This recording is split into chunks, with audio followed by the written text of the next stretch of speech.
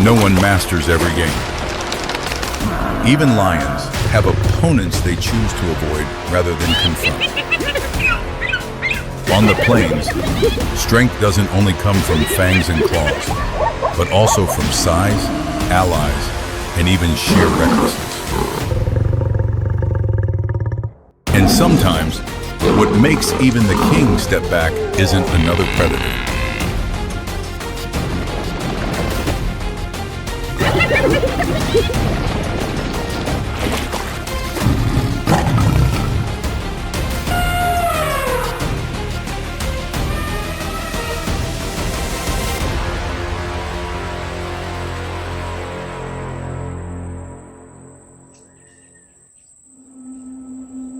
Sun just risen. 7 yellow shadows already part dry grass heading toward water pool. Every step directed toward the only place still holding some moisture amid dry season. Leading is a black man male 200-kilo body walking with full majesty. Behind it, 4 females follow silently along with 2 cubs running beside their mothers. Muddy bank ahead is riddled with deep impressions. An entire pride freezes to observe. Each footprint is round, wide, and deeply sunken, the kind only one species on Savannah can make. Amid the water pool, long trunks are slowly sucking murky water. Led elephant cow slowly raises head, small eyes watching uninvited guests. Enormous ears slowly spread wide, shielding an entire stretch of sky behind. Elephants need no growling, because that gesture alone already says everything. One stretch from water pool. Black-maned male stops and advances no further. Throat accustomed to roaring across entire plains now makes no sound. Because a roar is only useful when the one facing it chooses to listen. Standing before a body dozens of times heavier, every threat becomes meaningless. Those fangs and claws can bring down even a powerful buffalo, but against elephant's thick hide, they're no different from fingertips scratching on a boulder. Only when thirst is satisfied does elephant herd slowly turn their backs and leave. From start to finish, not one bothered to pay attention to lion pride standing waiting. Elephant herd has just stirred up the mud bottom, making water turn completely murky. Lion pride can only lie, waiting for mud layer to settle before taking turns lowering heads to drink. But that mud-mixed water isn't enough to soothe 7 parched throats. Male turns head toward the south, where dried river still holds some water. Riverbank appears with gently sloping sand. Male wades to water's edge.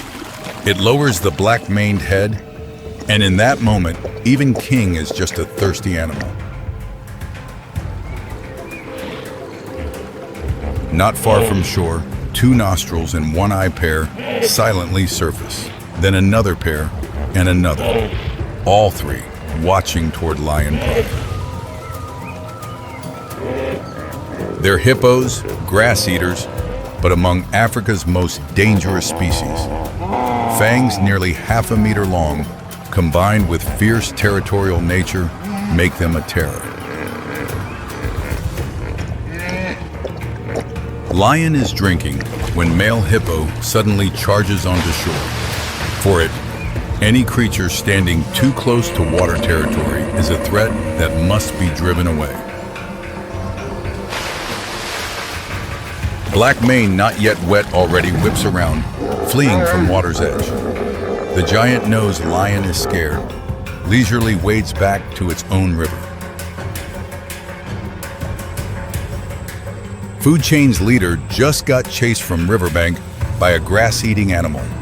Entire pride stands panting under sun, throats still dry, bellies still empty, legs already tired. Male sweeps eyes over ragged pride, then looks toward western grassland. There is meat, lots of meat, but also something making Plains King have to reconsider. 4 females split into 2 groups, skirting along short grass, circling out to both flanks. Target is one old buffalo straggling at herd's edge, while male blocks escape routes straight ahead. One female springs onto back, fangs sinking deep behind old buffalo's neck. Male clamps jaws on its throat, pinning it down amid frantic thrashing. Buffalo herd panics scattering, but Kindred's painful bellowing draws everyone to a halt. In just seconds, hundreds of horned pairs simultaneously turn back. Lead one charges like a tank, horned pair hooking squarely into male lion's flank. It gets hurled off prey, while entire herd behind keeps surging forward without stop. Lion pride releases old buffalo, charges off running for their lives, leaving behind the day's only meal, what entire pride had been desperately waiting for while hungry. Male lion staggers upright, one flank soaked in blood, limps chasing after pride. It lost to its own prey, not because it was weak, but because the other side was too numerous. It falls far behind pride, too painful, so forced to lie resting. Then a thorn clump suddenly shakes. Something is coming. A gray mass emerges from thorn clump, sharp horn raised before its nose. Black rhino can barely see anything clearly, but the blood scent on wind is something it cannot miss. Without needing to know what stands ahead, rhino lowers its horn and charges off. For this species, suspicion is always more than enough reason to attack first. Hearing ground shake beneath, male turns back, and horn is already nearly upon it. Leg painful, but still must stand and run, and the massive flesh bulk charges forward.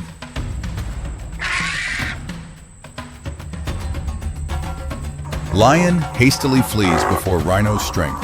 However, rhino still pursues aggressively, only stopping when predator has completely disappeared from sight. Amid tangled thorns, those blurry eyes cannot distinguish anything. It looks around, nostrils snorting, then heavily turns back, walking away. Plains King lies tucked in thorn bush, thorns stabbing painfully into shoulder, hip bleeding. It was chased not because it was prey, but simply for being in the wrong place at the wrong time. Crawling from thorn bush, male collapses onto open grass patch, breathing laboriously. Its pride has vanished, and amid yellow grass, some round eyes have just lit up. From yellow grass, a string of hoarse, raspy laughter rises, sending chills down the spine. Then more strings of it, encircling all 4 sides like an invisible net. 15 spotted hyenas step out one by one, closing encirclement around the lion. They quickly recognize today's opponent is completely alone. On any other day, the entire pack would scatter immediately upon smelling a male lion's scent. But today, the one lying within encirclement has been bleeding all afternoon. First one charges, biting one flank, then immediately springs back. Second follows, then third, no one lingering long enough to take a hit. It roars, spins body defending this side, Then 3 jaws have clamped into the other side. Claws still more than capable of killing any one of them, but not one is willing to stand still. Old blood not yet dried, new wounds layer on top, and legs begin staggering. Food chain's leader is buckling under jaws of those standing right below it. Then it tilts neck back, pouring last remaining breath into one long, hoarse roar. That's not a threat to hyena pack, but a distress call echoing very far. From Western Forest Patch, another roar answers, deeper and considerably fuller. That's the second male, one who has shared this territory with it across many dry seasons. Grass parts, and a brown mane appears amid late afternoon light. Its flank isn't torn, legs aren't trembling, an entire mane is bristling upright with rage. It charges straight into pack's edge. Hyenas scramble, fleeing. Roar reverberating from that chest is thick and solid, not the slightest bit labored. Encirclement freezes. All eyes simultaneously turn toward the one just appeared. Calculation from moments ago has completely changed, and they must recalculate from the start. They retreat gradually, each one turning disappearing into yellow grass. Hoarse laughter grows softer, then completely dies. Only 2 manes remain standing amid open grass patch. Lion that just arrived rubs head into black mane, soaked in dust and blood. Lions greet each other that way, and that gesture is only for those on the same side. 4 females return from distant grass. 2 cubs trot behind. None understand what just happened. They only know entire pride is together again. That flank wound will need few weeks to fully heal. All those days, male cannot hunt. An entire pride will have to manage without the leading strength. While in tall grass to the east, pairs of eyes still silently watch the lion pride. There is one bearing injuries, and hyenas never forget.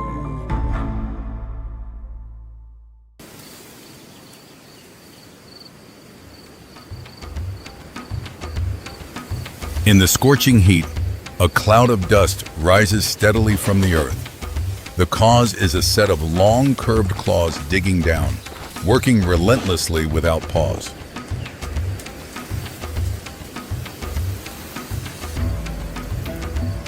A stocky body, a stripe of silver-white fur running the length of its back to the tail. Those tiny eyes look out at the world with the indifference of something that takes no one seriously.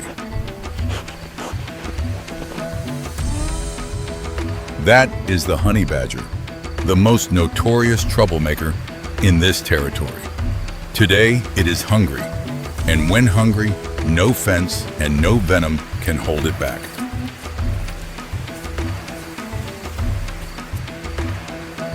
The wet black nose sweeps the ground, picking up a scent of sweetness rising from below. Deep down, there is a beehive, and the badger has already decided it will dig it out no matter what. The front claws are as long as a finger joint, curved like 2 sharp sickles.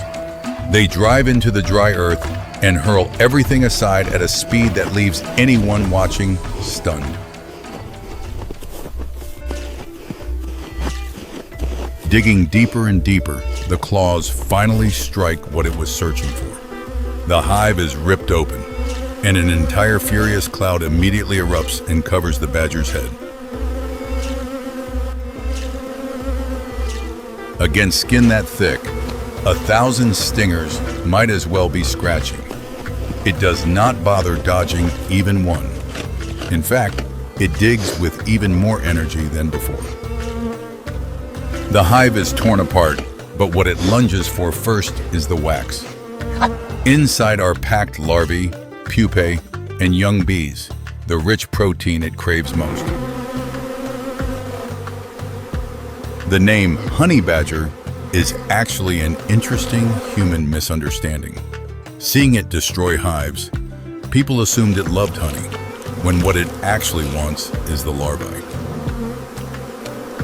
It sits down and chews with complete composure, as though dining in a fine restaurant. The furious bees still swarm overhead. To it, to it, they are nothing but background noise. But there is one thing it has forgotten. That sweet scent is drifting on the wind. And on the Savannah, any fragrance that travels far guides uninvited visitors.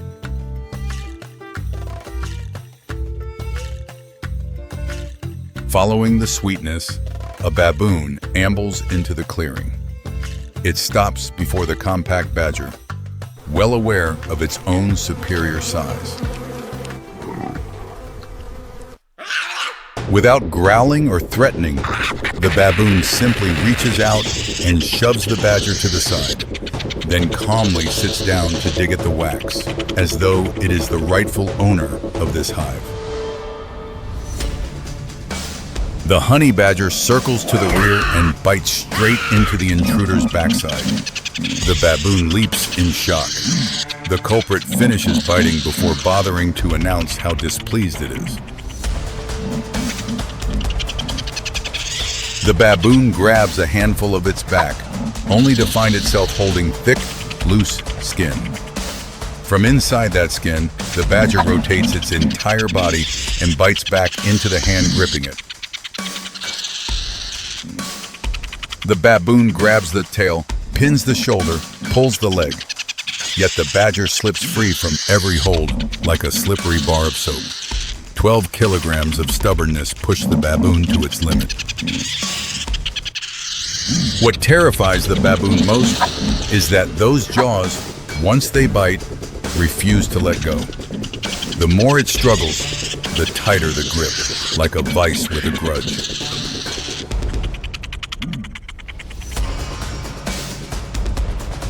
In the yellow grass, a dappled coat shifts forward slightly.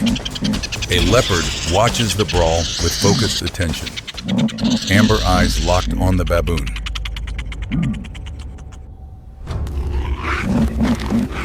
In the space of one breath, the leopard is in the middle of the dust. Its jaws close around the baboon's neck and lift the unfortunate creature like picking up a bag of dry hay. And yet, the 12-kilogram body chooses this exact moment to cause trouble. The badger drives in behind the leopard, bites down hard on the tail, and pins it to the ground with its full weight.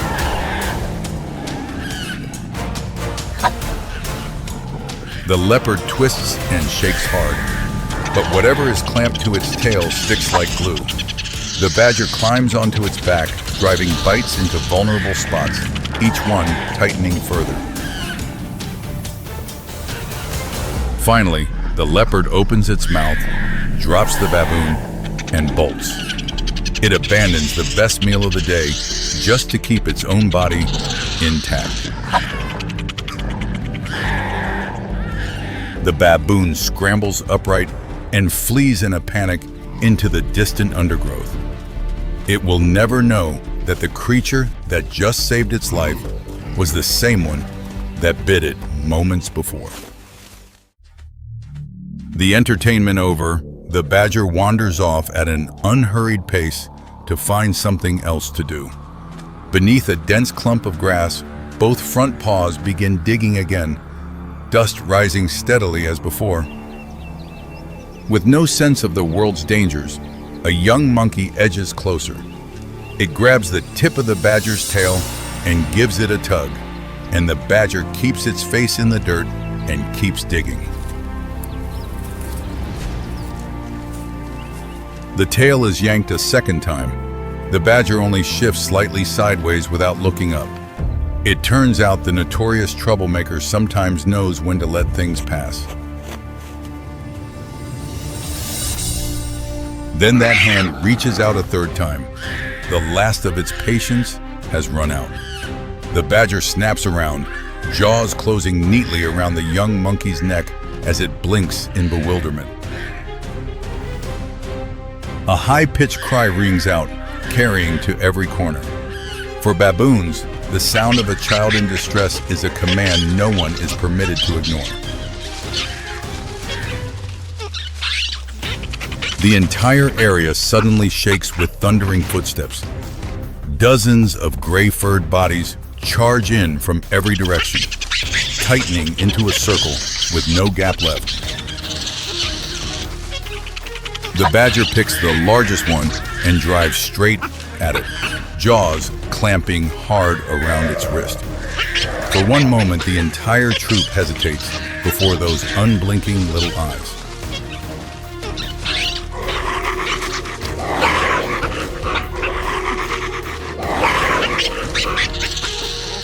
But courage always comes easier in a crowd. They surge from every side, and though the loose skin lets it twist and bite back, it is not enough to save it this time.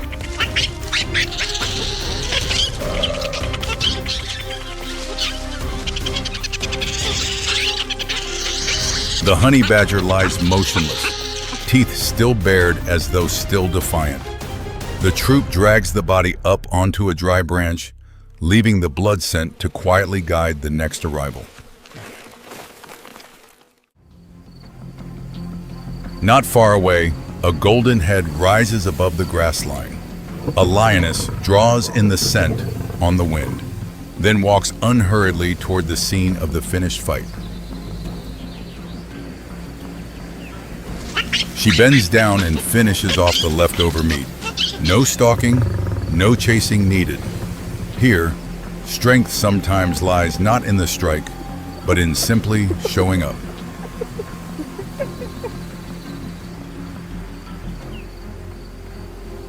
But the scent of blood has never summoned only one. From a distance, rounded heads rise, noses pointing in the same direction. Spotted hyenas move straight toward it, shoulders rolling high, stride steady. No circling, no hiding, because their numbers say everything that needs to be said.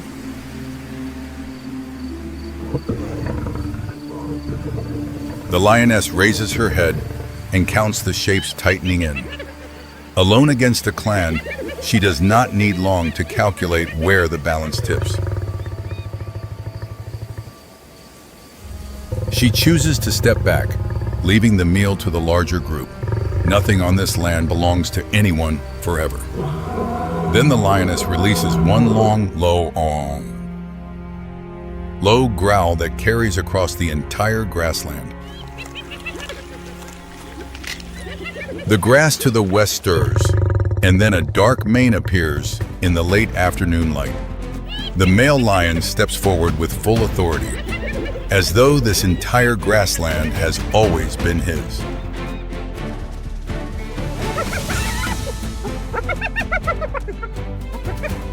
The hyena clan breaks and scatters across the grassland. Only one young one stays and keeps snarling. The dark mane descends faster than any calculation could account for. The hyena manages one retaliatory snap before being pinned to the ground, and the victor walks away without touching a single piece of meat.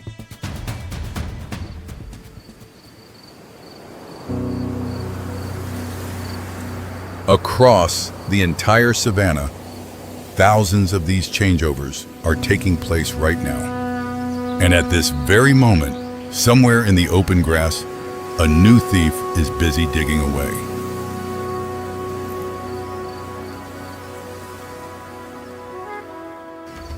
The dry season returns to the savannah once more. The sun bakes the earth until it cracks, the last watering holes dry down to bare mud, and the vast grassland is left with nothing but a scorched gold. The lion pride lies listless beneath the trees, ribs jutting out one by one. The cheetah gives up and abandons its territory. The hyena wanders twice the distance and still comes back with nothing. Only there, on that rocky outcrop, a dappled figure still basks leisurely in the sun. Muscle rolls beneath its glossy coat. Nothing about it suggests a creature that has gone without food.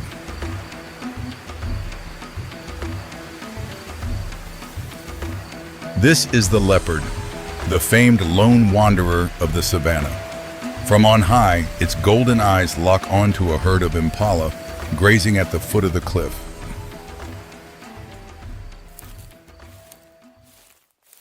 The leopard silently pours itself down the base of the cliff, smooth as a ribbon of silk drifting along.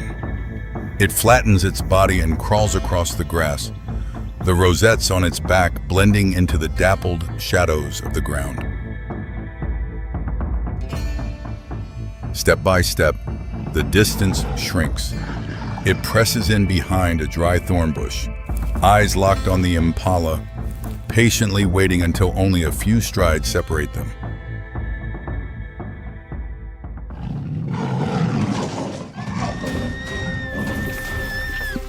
The leopard bursts from its hiding place like a coiled spring released. In just 2 bounds, it lands on the impala's back, pins it to the grass, then closes its jaws on the throat until the final breath.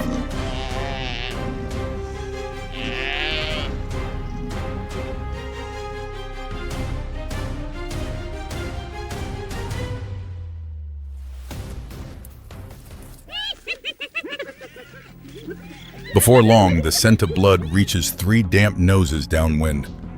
3 spotted hyenas rise slowly to their feet, their round ears pricking up with excitement.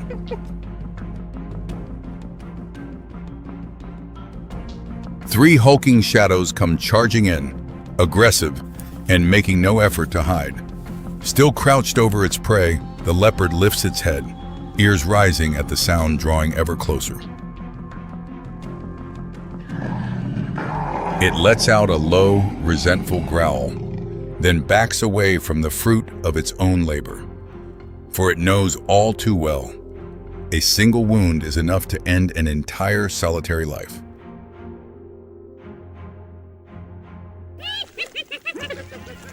The hyenas swarm around the impala's carcass, wolfing down the stolen prize.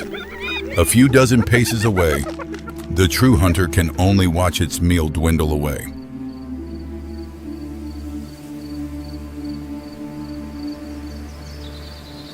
It turns its back and walks off, its gaze still lingering on the towering acacia canopy behind it. Today's lesson is a costly one. Down on the ground, a lone creature can never hold on to its meal.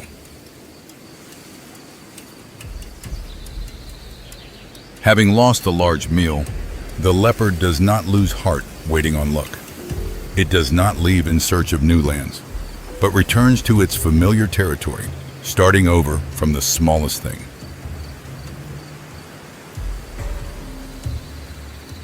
Just half an hour after losing its prey, it has its first bite.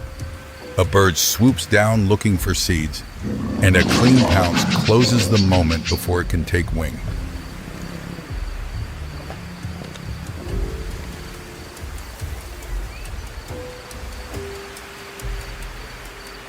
A little later, it wades into a shallow stream, its paws plunging down to snatch a fish. For a leopard, a single day can mean 10 small meals, and that is its secret.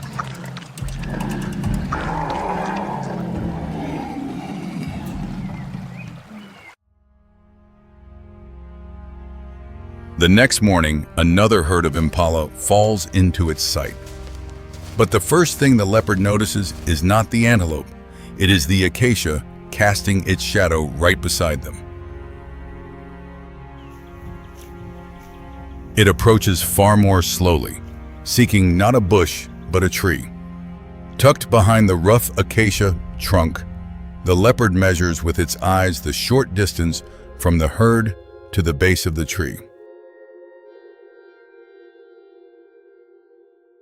A male impala grazes absent-mindedly, turning its back toward the acacia.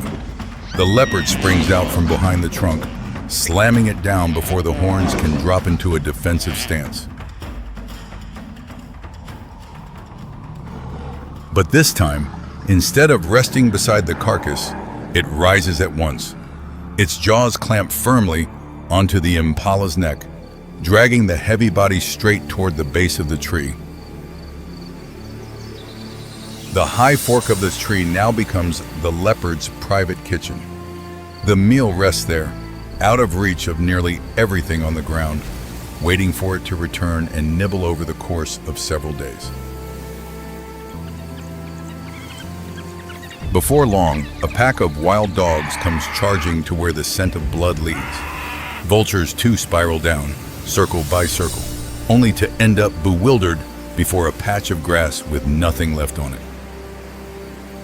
From up in the leaves, a scrap of bone slips from the leopard's mouth and falls to the grass below. That dry, brittle sound reaches the ears of a troop of baboons just passing beneath the acacia. Shrill screeches ring out at once, short and urgent. This species of monkey has a signal all its own for the leopard, not to be confused with the alarm calls for eagles or lions.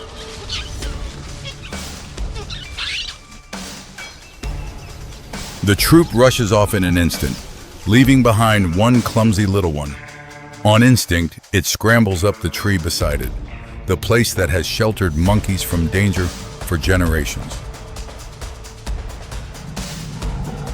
Sadly, the tree cannot save it from this one. Abandoning the impala carcass, the leopard seizes the young monkey. On a single branch in the heart of the barren dry season, there are now 2 meals all for itself. Having lost one of their young, the whole troop wails piteously at the foot of the tree. But that desperate cry is a signal every predator in the region knows by heart. And then, what answers the monkey's cries is a low roar that shakes the very ground. From the grass to the west, the dark mane of a male lion slowly emerges.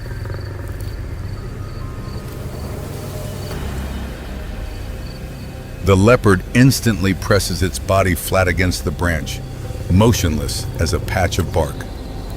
Its spotted coat blends into the flickering play of light and shadow until it dissolves into the leaves. Only when the dark mane vanishes behind the grass does it dare breathe steadily again. Just now, what saved its life was not fang or claw, but a coat of fur and a few sprigs of leaves. Waiting a good while longer, it finally slips down to the ground and quietly makes its way along the edge of the grass. After every upheaval, the leopard always walks a circuit of its territory to check on everything. At a tree on the edge of its territory, its nose suddenly wrinkles in wariness. The bark bears the claw marks of another, and on the wind lingers a scent entirely unfamiliar.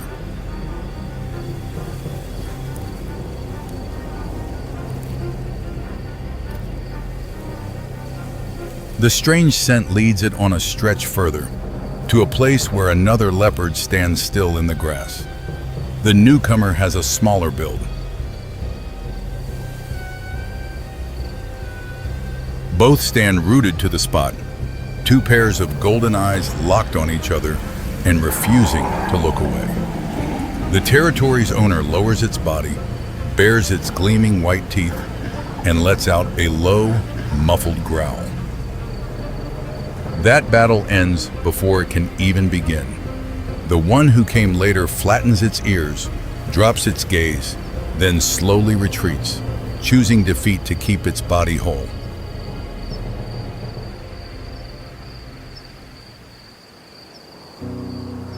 That forbearance is not cowardice, but the calculation of a lone wanderer. With no kin to care for it, it must keep this body intact at all costs.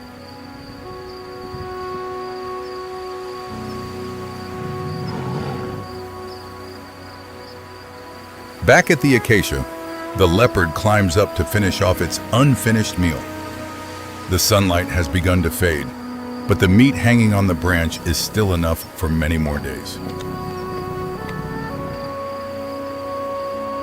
Right beneath its feet, columns of ants silently haul away the fallen scraps. Even a meal hidden high above ends up, in the end, sustaining countless other lives.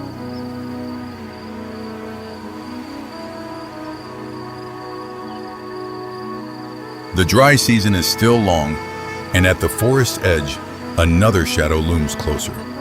That one does not climb trees nor hunt by night, yet it survives in an entirely different way.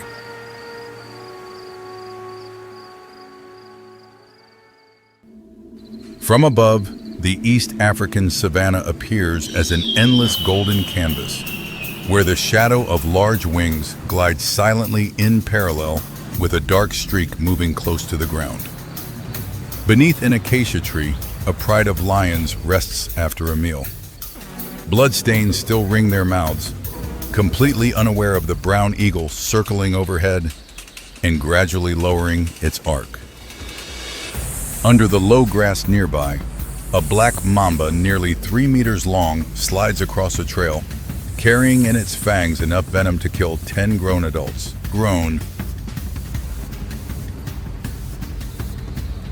The eagle suddenly folds its wings and dives, talons driving straight into the mamba's midsection. Wind screams through the feathers as the large shadow rapidly covers the grass below. Talons pin the target to the red dust. The mamba immediately coils in resistance, whipping its head around at extreme speed, its venom-loaded fangs ready to strike. The mamba tightens around the eagle's wing, locking it in place and leaving the eagle thrashing helplessly as the venomous fangs continue searching for an angle on the neck. The eagle pecks repeatedly into the snake's body, but each strike only causes the mamba to tighten further. Two bodies roll across the red earth, dust billowing in clouds, feathers and scales tangling together.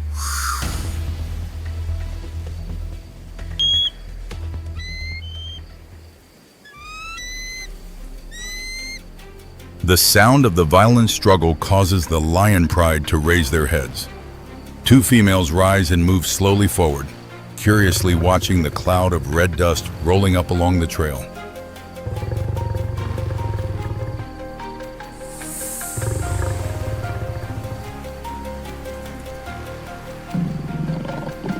One lowers its muzzle toward the brawl. The mamba immediately releases the eagle's wing, rears its head high, spreads its hood wide, and lets out a loud hiss of warning. The lioness stops. It recognizes that what stands before it is not prey, but a venomous threat. The mamba slowly slides out of the red dust and disappears into the low grass. The eagle snaps upright, spreading wings that are now slightly misaligned.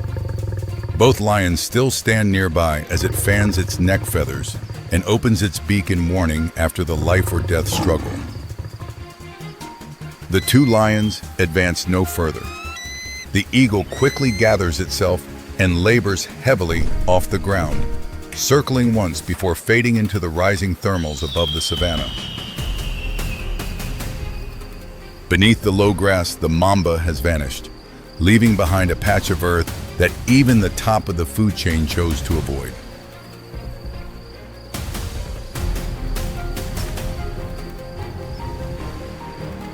In the end, all three species walked away. No true winner, only creatures that understood survival sometimes matters more than continuing the fight.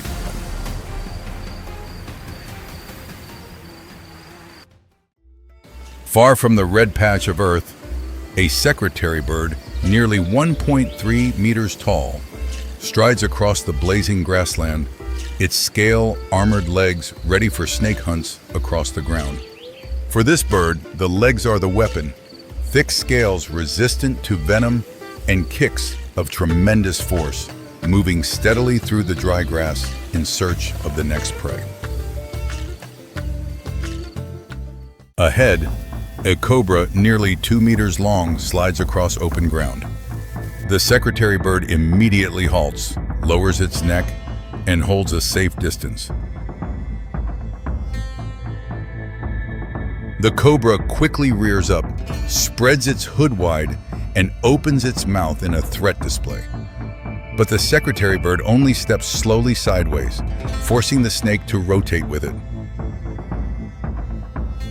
The snake suddenly lunges forward, but the moment its body is fully extended, a strike like a thunderbolt drives straight into its midsection, slamming the cobra down onto the red earth.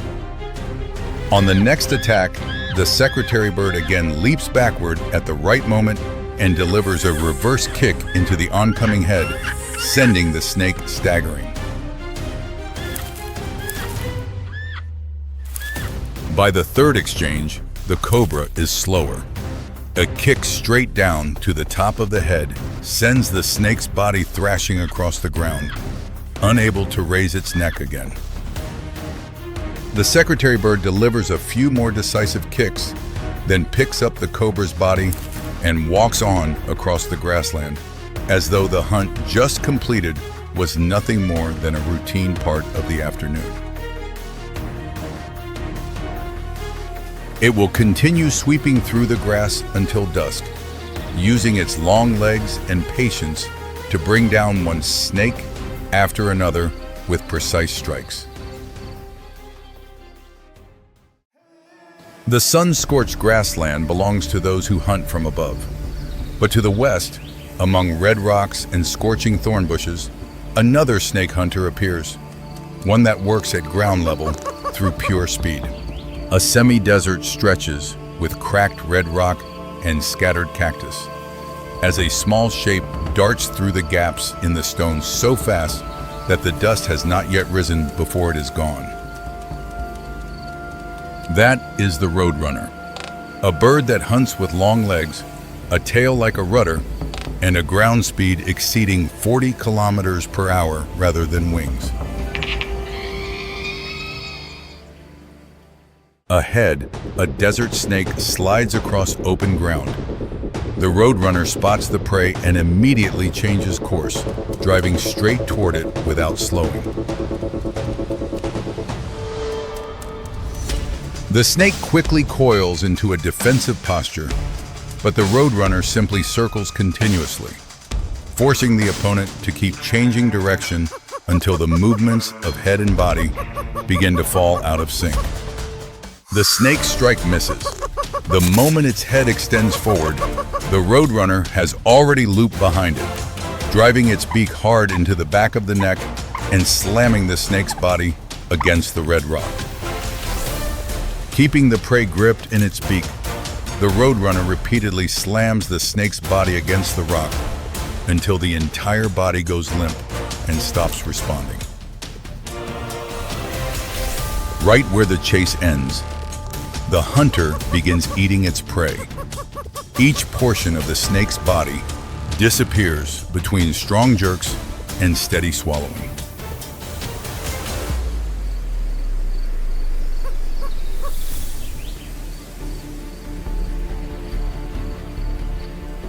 On this arid land, the window of survival is always brief. Just minutes ago, a living creature was finding its way to survive. Now it has become the energy source sustaining another life.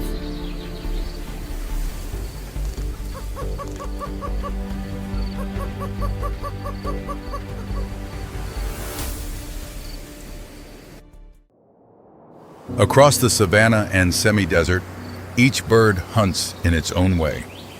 One uses talons, one relies on the force of its kicks, and the roadrunner depends entirely on speed.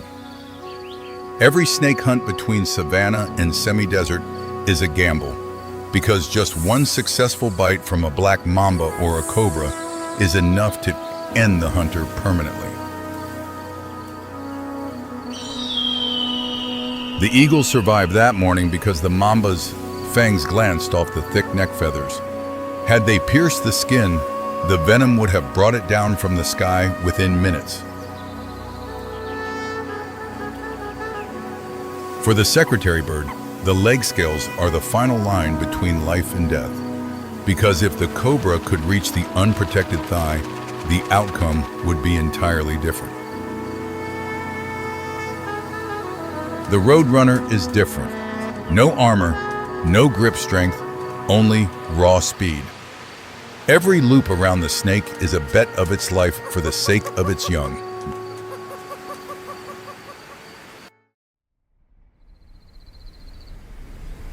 The brown eagle perches on a dry branch, wings pressed to its body, waiting for the bruised muscles to recover after the struggle. Further out in the afternoon grassland, the secretary bird still paces slowly through the yellow grass, knowing snakes are most active as temperatures begin to fall.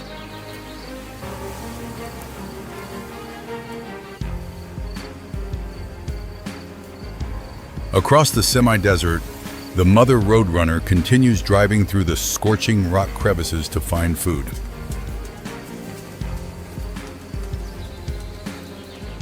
And beneath the acacia tree, the lions still lie there. And every time the wind stirs the grass ahead, they immediately raise their heads and look toward the place where the mamba once disappeared. Tomorrow, the eagle will circle the sky again. The secretary bird will step through the yellow grass, and the roadrunner will continue racing through the red rock.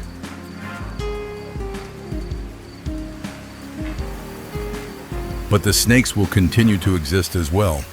The race between talon and venom has no finish line, only the next round.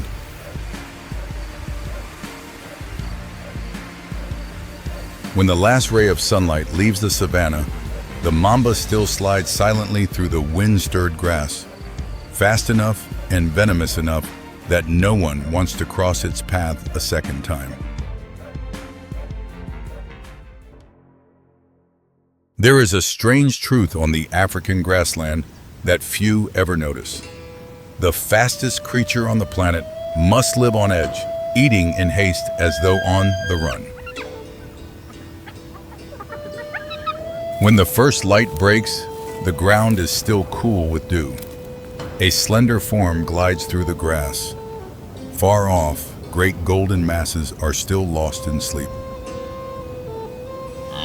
They share one grassland, yet the fates of these two are split apart by the sun. One rules when the day is bright, the other reigns when night falls, and neither trespasses on the other's share. The one who wakes before dawn is a solitary cheetah. Two black lines run from the corners of its eyes down to its muzzle, like tears that never dry. It must strike right now while the ground is still cool and the thieves haven't yet woken. For a cheetah, just a few degrees of temperature can decide victory or defeat. Flattening itself in the tall grass, it narrows its eyes on the distracted prey. Step by step, it closes the distance while the whole herd of gazelle remains utterly unaware. Suddenly, bursting into a sprint, it takes just 3 seconds to reach 110 kilometers per hour.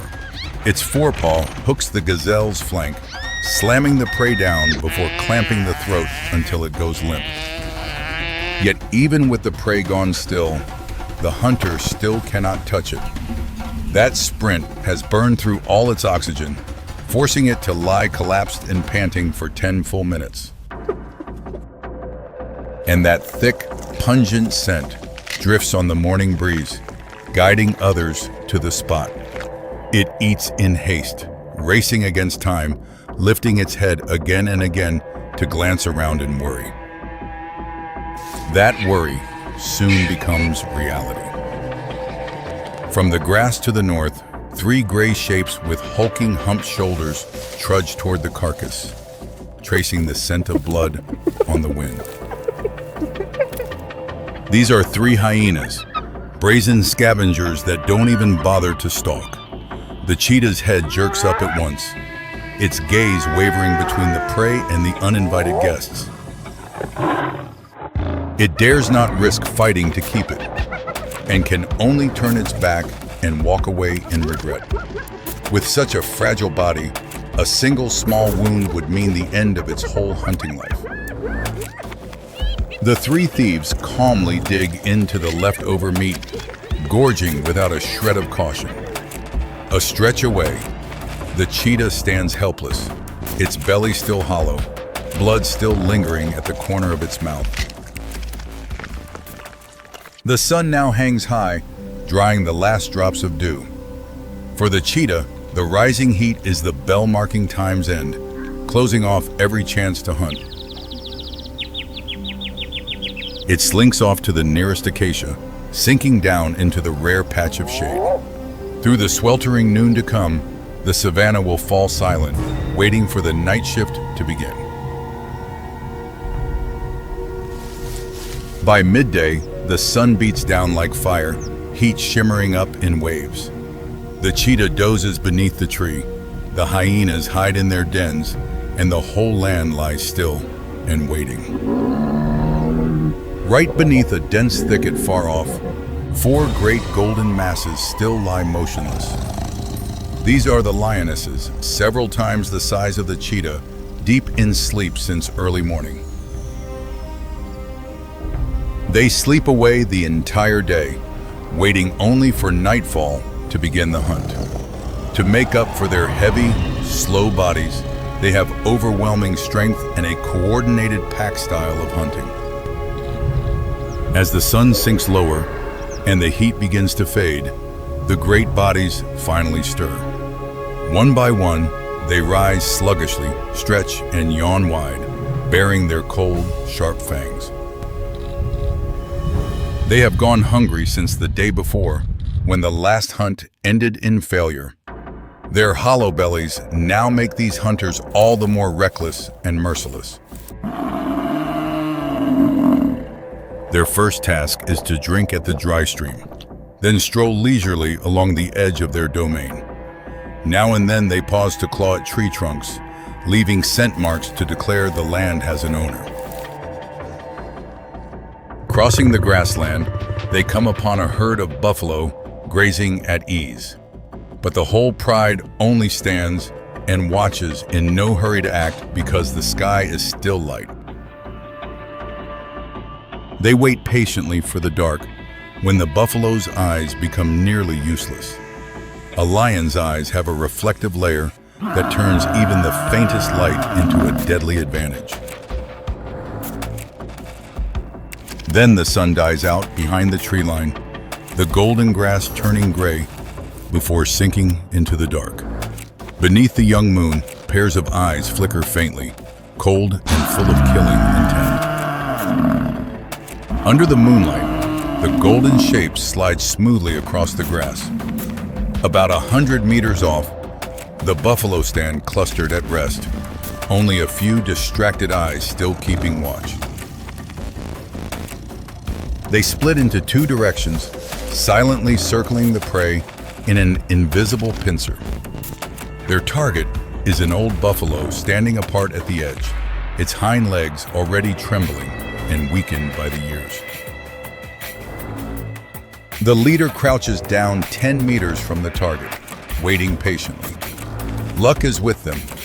The night wind blows from the prey toward the hunters, so the victim cannot catch their scent. Suddenly, the whole pride lunges out as one, dark shapes converging from every side. The old buffalo startles awake, but in the darkness, it cannot tell how many are rushing in. The leader springs onto the broad back, gripping tight with all four legs. The prey thrashes and twists to shake it off, but another has already closed in, sinking its teeth into the throat. The struggle wakes the whole herd, hundreds of heads turning in confusion toward the chaos. In the pitch black night, They cannot tell their own kind from the hunters. Suddenly, a massive bull buffalo charges straight into the melee with all its might. A thunderous ram flings the third lioness away, sending it sprawling with a roar of pain. Not stopping there, it wheels around to land another blow on the one just downed. But in the black night, its horns only graze the lioness's body by a hair, missing that life or death gap. The struggle drags on through the thick darkness, dust rising to blur the moonlight. Lion shapes and buffalo shapes blur together, until it's impossible to tell hunter from prey. But aging strength cannot hold out forever. The animal buckles at the knees and topples over. The hunters instantly clamp down on its neck and muzzle, tightening until the victim stops thrashing. The rest of the herd, once the cries fall silent, gradually drift away. One by one, they turn their backs into the darkness, abandoning their ill-fated companion behind them. The whole pride feasts at ease beneath the moonlight. Unlike the cheetah at dawn, the night has become an ally for these pack hunters.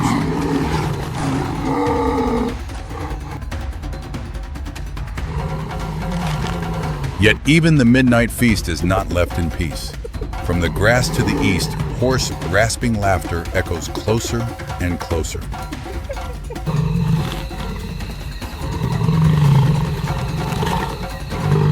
It's a pack of 8 hyenas, slinking out from the thick darkness. They circle in an arc at the edge of the kill, greedy eyes locked onto the meat before them. Each time the diners bow their heads, the waiting pack quietly creeps a few steps closer. They need no confrontation, only the patience to wait for those bellies to fill. Once full, the big cats sluggishly wander off in search of a place to rest. That's all the scavengers were waiting for. They surge in at once, fighting over whatever remains. With some of the strongest jaws around, they crunch clean through even the hard bones. On a nearby acacia branch, several dark shapes still perch motionless, patiently waiting their turn. These are the vultures, ones who only begin their day when the sun comes up. And so, around a single carcass, each species follows a biological rhythm all its own. The eastern sky pales, turning from black to gray, then blushing pink. The first light of morning spreads across the grassland, laying bare the buffalo's skeleton and the scavengers picking it clean. As the sun rises, the vultures swoop down to gather what's left after the hyena's meal. In the distant thicket, the 4 lions have closed their eyes, sinking into their daytime sleep. At that same moment, on the dew-soaked grass to the east, a slender form slowly rises to its feet. Still with those 2 black lines beneath its eyes, it stretches wearily and gazes out over the plain. A few hundred meters away, 4 lions sleep buried beneath the acacia, bellies full of buffalo. Right near them, a fresh herd of antelope grazes carefree on the dewy young grass. It lowers itself once more, the muscles in its hind legs drawing taut. Its eyes fix on a gazelle grazing carefree in the dew, its whole body dead still, waiting for the instant to launch. And on the acacia branch to the south, a vulture has already quietly taken its perch. Its eyes trace down over the grassland, patiently awaiting the outcome of the chase to come.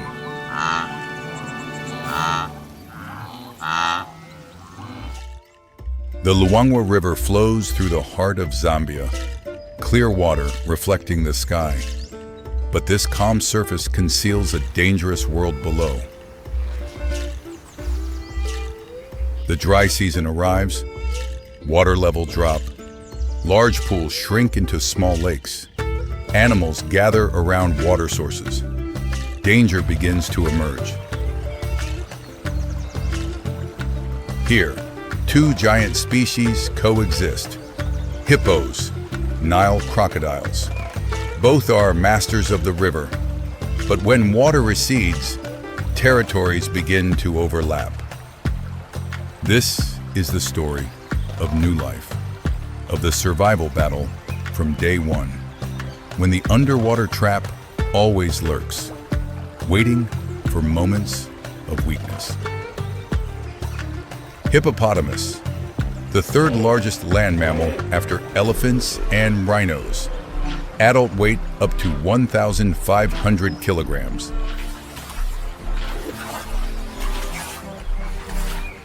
Canine teeth up to 60 centimeters long. Bite force 2,000 kilograms. Speed on land 30 kilometers per hour. One of Africa's most dangerous animals. They live in groups of 10 to 30 individuals. Complex social structure. Dominant males control a territory. Females and young live communally. Underwater, they can dive for 5 minutes. They walk on the riverbed, communicate with low-frequency sounds. A separate world exists beneath the surface. Today, a female is about to give birth. She leaves the pod, seeks calmer water, a place with less crocodile presence, where she has the best chance to protect her calf. Hippos give birth underwater. Unlike most mammals, the newborn must swim to the surface immediately for its first breath, a life or death moment. The calf weighs about 30 kilograms, vulnerable, cannot dive long yet, completely dependent on mother.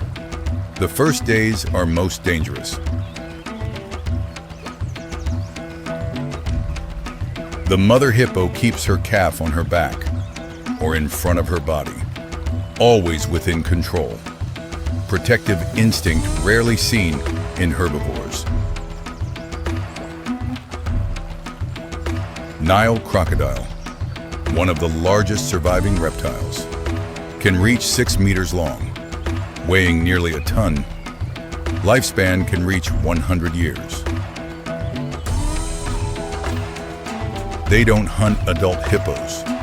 Too large, too dangerous. But hippo calves are different targets. Small, weak, easily separated from mother. Crocodiles can lie motionless for hours. Only eyes and nostrils above water.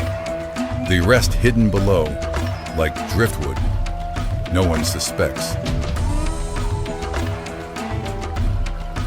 Perfect ambush tactics at river crossing points, where hippos must pass daily, where water is shallow, where calves are easily separated.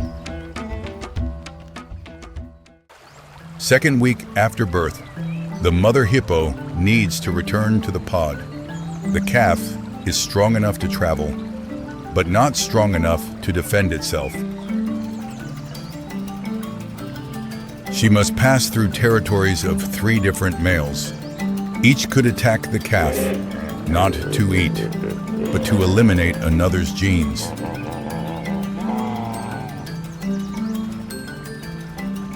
And crocodiles, at least 5 lurking along the route, they know the mother hippo will pass. Just a matter of time.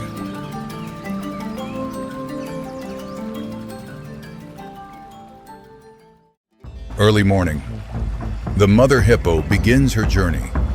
The calf swims close beside, trying to keep up, but swimming speed much slower than mother's.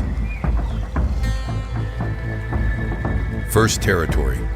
A bull hippo blocks the way, mouth gaping wide, a clear warning. but she doesn't back down.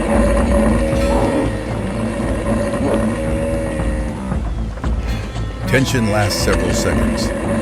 Then the bull retreats, not from fear, but because it's not worth confronting a mother protecting her young at all costs. They enter shallow water, the crossing point. Water surface clear as crystal, peaceful, but the mother hippo knows silence is a sign of danger. She slows down, eyes scanning every ripple, ears listening for every sound. The calf swims behind, unaware danger is imminent.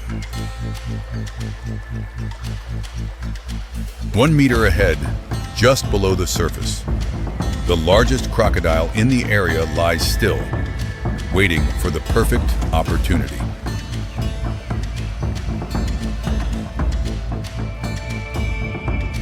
The calf falls slightly behind mother, just 1 meter, but enough to create a gap for the crocodile to act.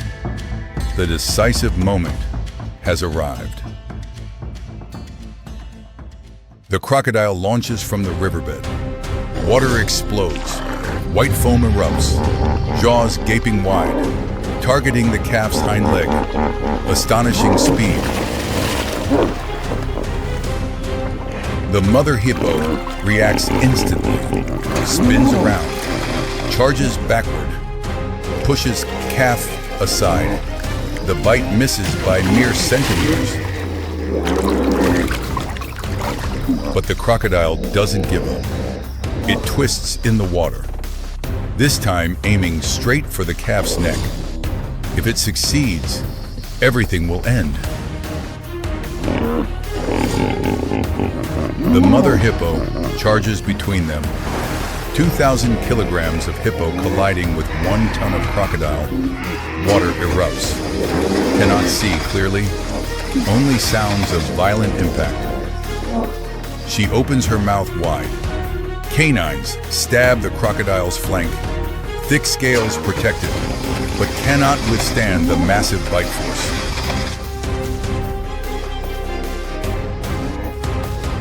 She hurls the crocodile out of the water. Then it crashes down, a stunning display of power.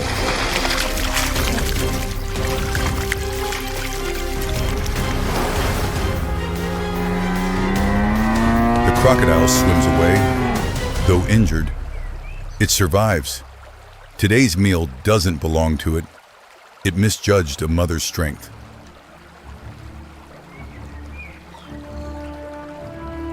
The mother hippo turns back, checks her calf, trembling, frightened, but uninjured.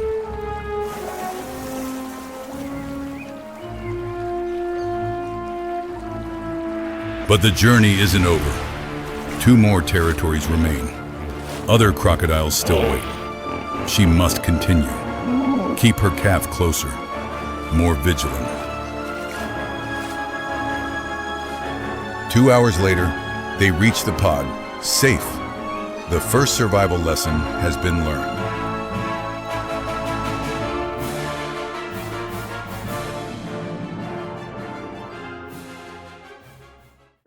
In the following weeks, the calf grows rapidly, learns to dive longer, swim faster, recognize danger, each day a new lesson.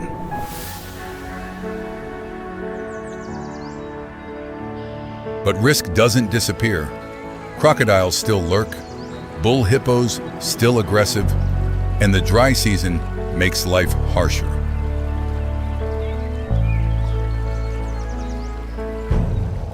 Climate change extends the dry season.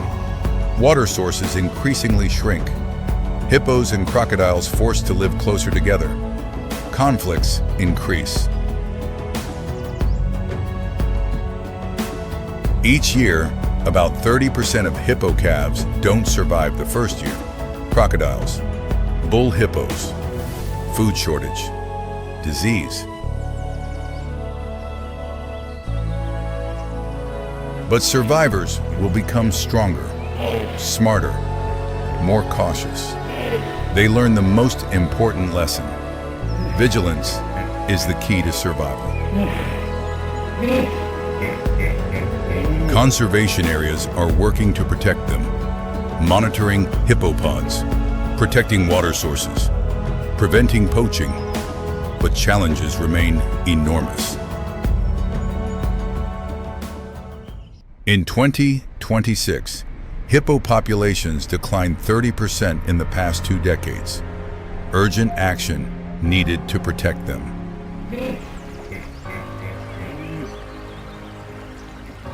When the sun sets, the hippopod emerges on shore to feed. The calf stays close to mother, safer on land, but tomorrow they'll return to the water. Beneath the surface, crocodiles still lie silent, waiting for a new day, waiting for another opportunity. The survival cycle continues, without rest. In the silence of the Luangwa River, a truth is rewritten each day. Life doesn't begin with ease, but with battle.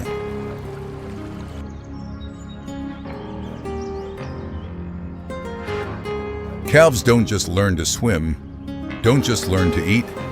They learn to recognize danger, trust instinct, and learn to survive.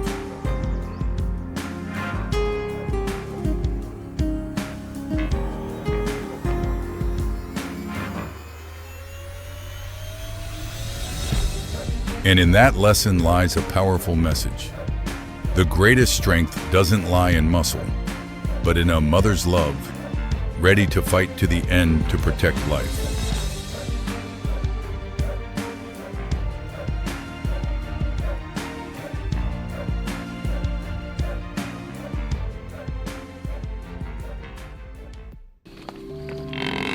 Across the grassland, hundreds of buffalo slowly move as one massive black block. Amid that sea of hooves, a small being has just left its mother's womb. The calf lies flat on grass, long legs folded awkwardly, eyes not yet fully open, nostrils flaring, inhaling grass scent for the first time. It's the smallest one, nestled within the giant herd. Mother buffalo immediately lowers down, using rough tongue to lick calf dry from head to toe. Pungent amniotic scent spreads far on wind, drawing predators faster than any sound. Calf must stand up very quickly. Front legs, just extended, already slip falling. Hind legs push up, then buckle down. It keeps tilting and tumbling time after time. Grassland makes no room for the slow-footed. While calf still struggles, predators have already caught signals on wind and silently press toward the herd. Finally, after 7 falls, calf also stands steady on 4 legs. That moment is very significant because now it can keep pace with entire herd steps. When hyena arrives, adult buffalo immediately close into a circle, pointing curved horn pairs outward, hiding calf safely in the encirclement center. Seeing that towering wall, hyena gives up seeking easier prey. Its eyes pause on another calf of same age, having wandered too far from herd's encirclement. No herd sheltering, no horns defending. Small calf has no chance remaining, and its fate is the coldest warning for anyone daring to stray from the herd. Every day, calf steps close beside mother amid dense flowing herd. The moment mother changes direction or stops, it immediately follows suit, reading every movement of the herd. At every waterhole, mother buffalo doesn't plunge down drinking immediately. She stands still a moment, ears continuously rotating toward riverside reed beds, searching for hidden dangers. When entire herd lowers heads to drink, calf does the same, but it always stands on the inside amid massive bodies and dozens of horn pairs pointing out like a black wall. Calf doesn't grow up on mother's milk alone. It matures amid hundreds of vigilant eyes and countless horn pairs ready to turn in one direction when danger arrives.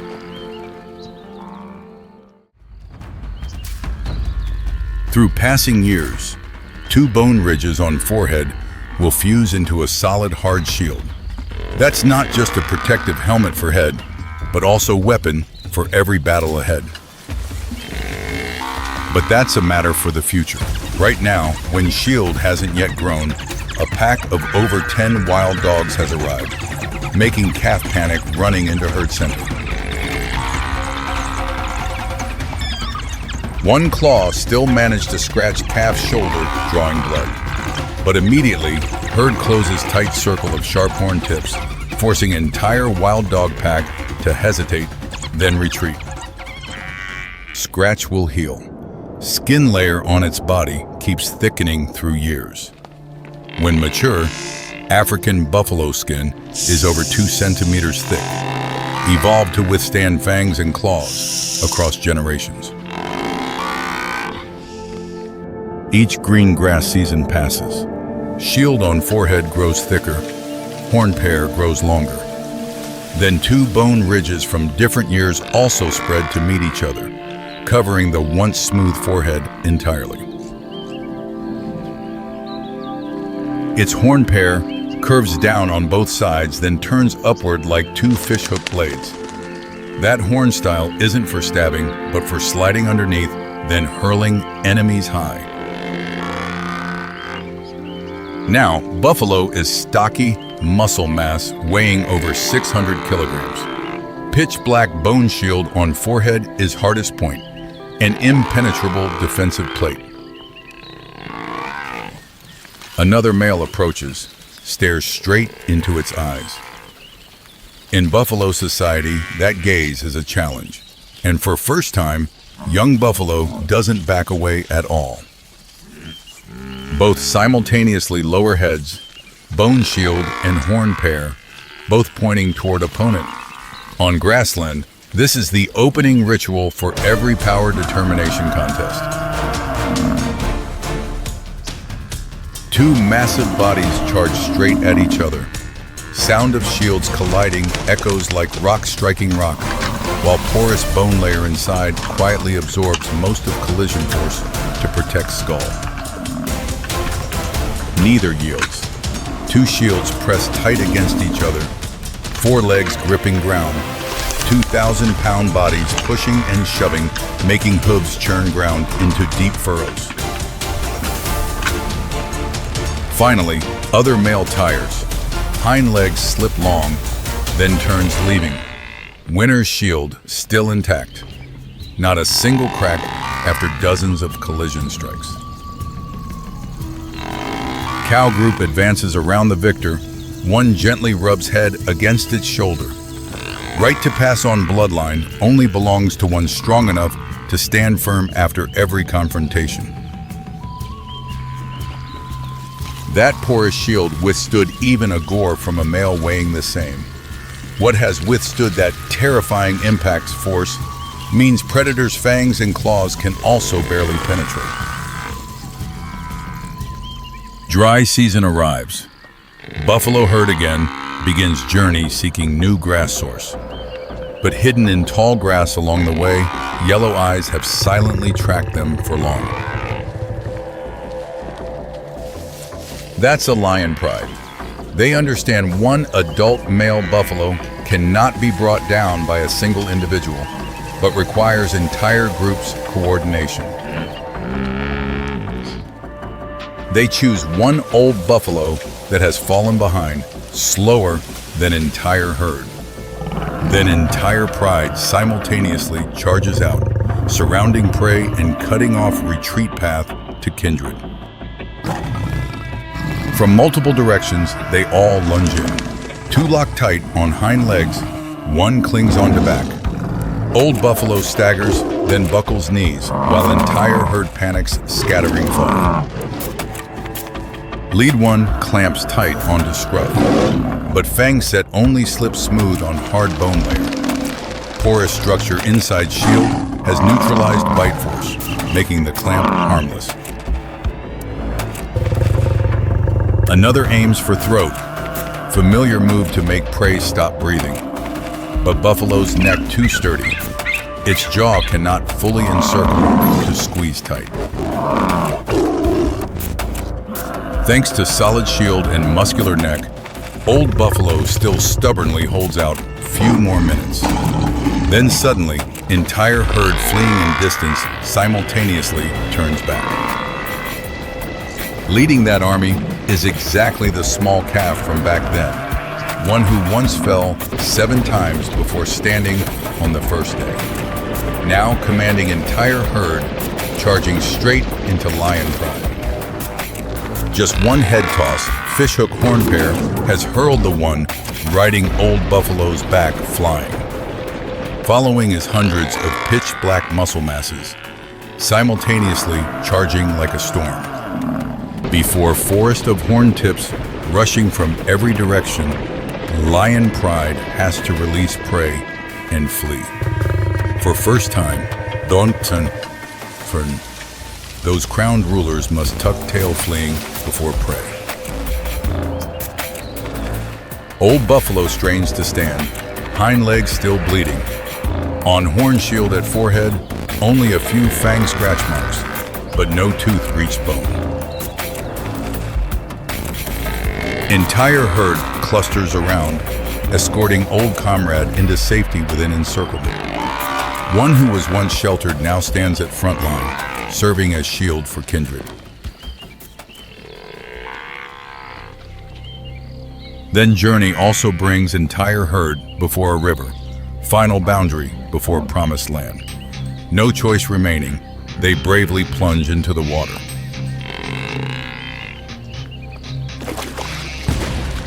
Each one cautiously wades in, disturbing eerily calm water surface. Beneath silt layer, ancient predators have silently followed along.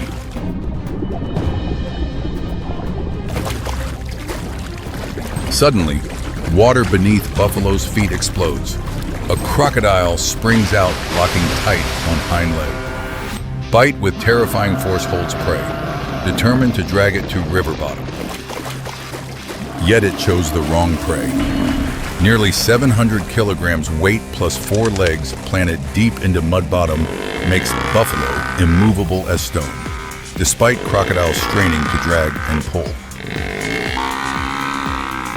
Increasingly, more individuals rush to press close to riverbank, forcing crocodile to slowly loosen bite, then silently retreat into murky water.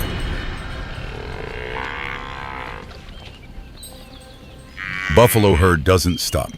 Each massive body follows the next, continuing forward, only leaving few faint blood streaks and gradually calming ripples behind.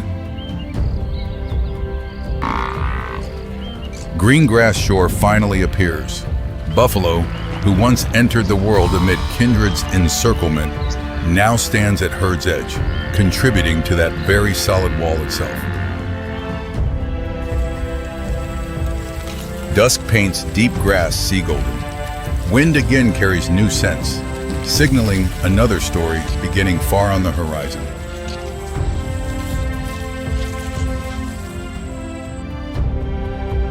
Somewhere behind shifting grass, another pair of eyes has just opened. This place has never belonged to one species. Each dusk is start of another life. It is dawn on an African riverbank. The water has not yet turned blue. A thin layer of mist clings low to the surface, refusing to disappear. Everything is waiting for the day to begin. A gray heron stands motionless on a rock near the shore, not hunting, not moving, just standing there, as if it understands that mornings here demand silence.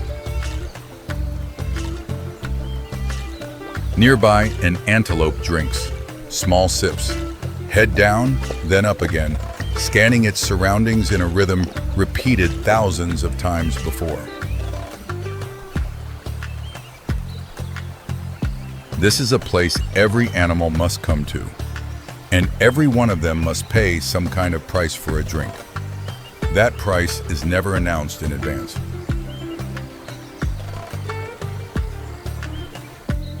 Lions, the dominant predators of the African savanna. Strength, speed, coordinated hunting. On land, few animals can confront them directly and come out on top. This pride has several cubs under 3 months old. At this age, their brains are still in the phase of exploration, even toward things their instincts have not yet learned to name.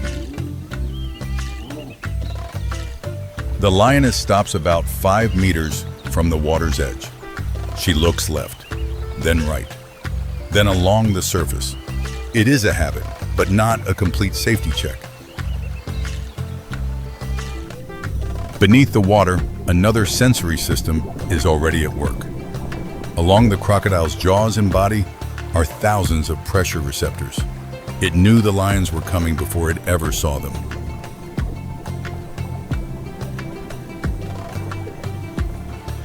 The Nile crocodile, a reptile that existed long before the dinosaurs disappeared.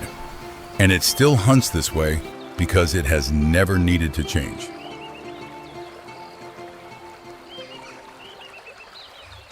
A crocodile does not hunt in the usual sense. It does not chase. It does not surround. It does not need a complicated plan. It simply waits until the target brings itself within reach. The lioness scans the area one more time. The surface is calm, no unusual sound. She allows the pride to approach and drink. It is the most reasonable decision she can make with the information she has. And that is exactly the problem. This is a problem with no perfect answer. The pride needs water to survive the day. That need cannot be postponed. But every trip to the riverbank means accepting a risk that can never be fully controlled.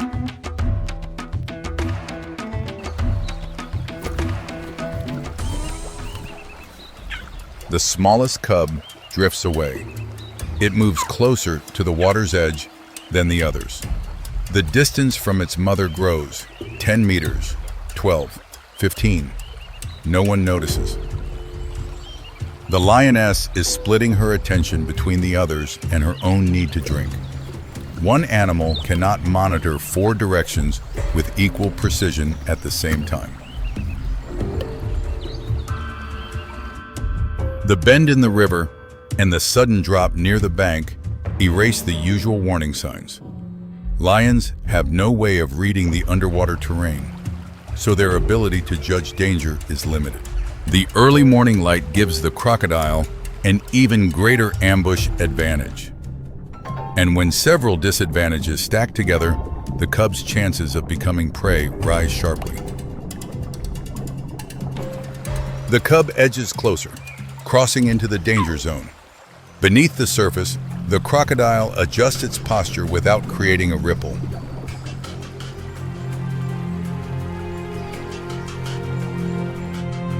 This is the moment when 2 worlds are separated by only a thin layer of water. On one side, curiosity and exploration. On the other, a waiting strategy refined over millions of years. The attack comes without warning.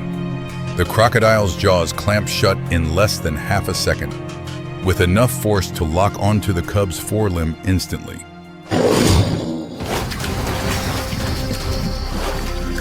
The lioness reacts at once, covering roughly 15 meters in under 2 seconds, her roar tearing across the riverbank. But by then, the cub is already being dragged into the water. The crocodile does not need to kill on land. It only needs to pull the prey into the water. Once there, every advantage shifts completely, and the lioness knows that. She charges in up to her shoulders, slamming at the surface. But there is nothing there, only water. And beneath it, her cub is being pulled in a direction she cannot follow. She stops. No more roaring. She simply stands there, shoulder deep in a river that is not hers, staring into the surface with helpless eyes. Below, the crocodile has not yet dragged the cub into safe depth. The cub is still struggling, not from conscious decision, but from the body's raw mechanical reflex against the pull. The lioness manages to bite the crocodile's tail, the only part still within reach. The bite is not enough to injure it, but enough to throw it off for a second. The crocodile responds with a death roll, spinning violently. The lioness is forced to let go, but the twisting changes the angle of the bite, and in that brief instant, the cub slips free. The lioness drags the cub back onto the bank. She does not stop. She does not look back. She retreats farther and farther from the edge until her paws are fully on dry ground. The riverbank is where two worlds touch. The crocodile does not pursue. On land, the game has changed. It knows its limits, just as the lions know theirs. The cub is breathing hard. The lioness begins licking the wound slowly, over and over again.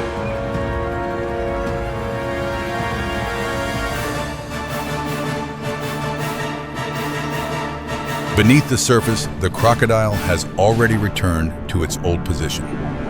Motionless, almost invisible. Nothing about it suggests failure. To a crocodile, waiting is never wasted. The entire attack lasted less than 15 seconds. But that was more than enough to leave a mark. Not in words, but in sensation, in instinct, in reflex. In the days that follow, the pride still has to return to the river, but not at dawn, and not so close to the edge.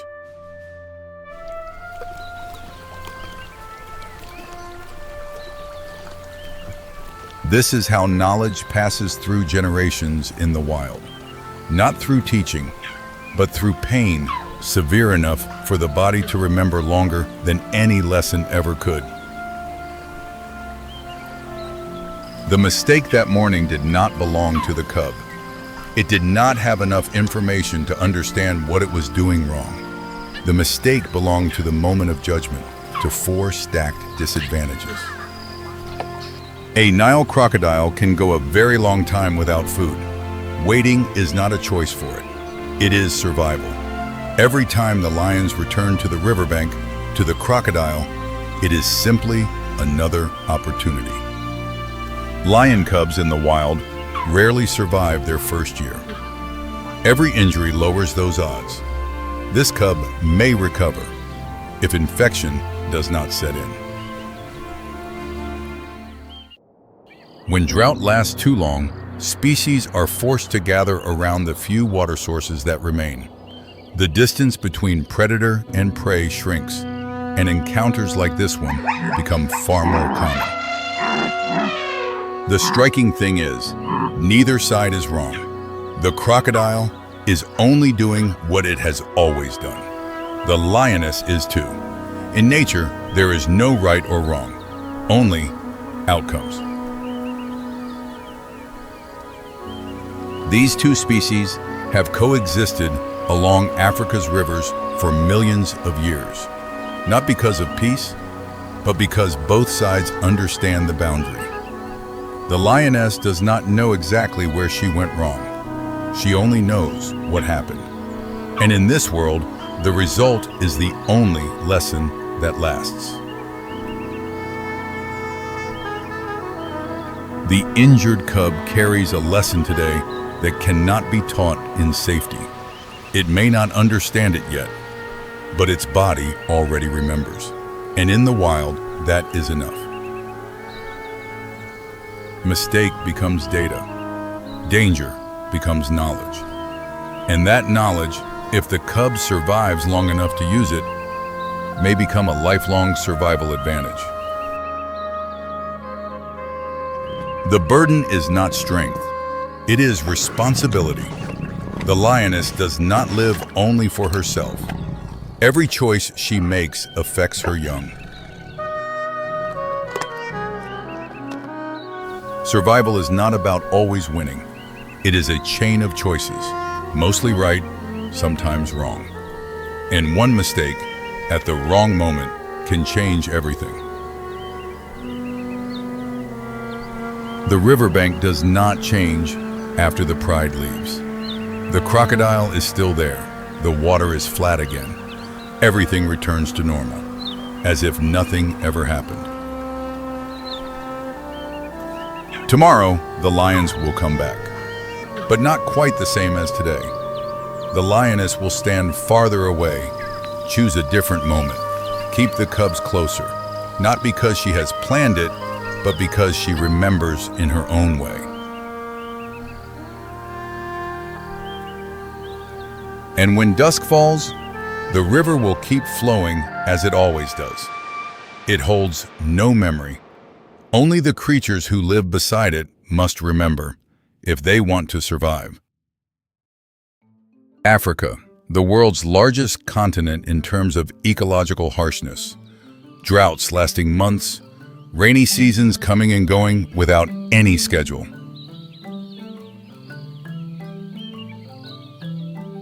Nowhere on Earth is the boundary between life and death thinner than here. Water sources disappear, prey migrate. Predators never sleep enough. However, some species not only survive but thrive, not thanks to strength or speed, but thanks to evolution's perfected over long time.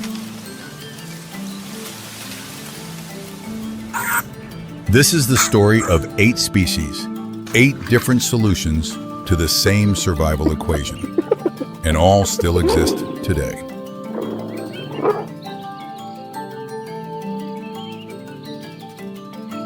Honey badger isn't the largest or fastest species, but it's the species that almost no predator wants to confront a second time after trying once.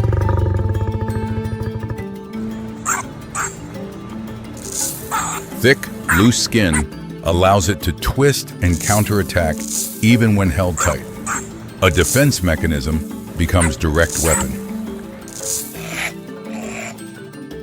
Honey badger can dig burrow in hard ground in just minutes.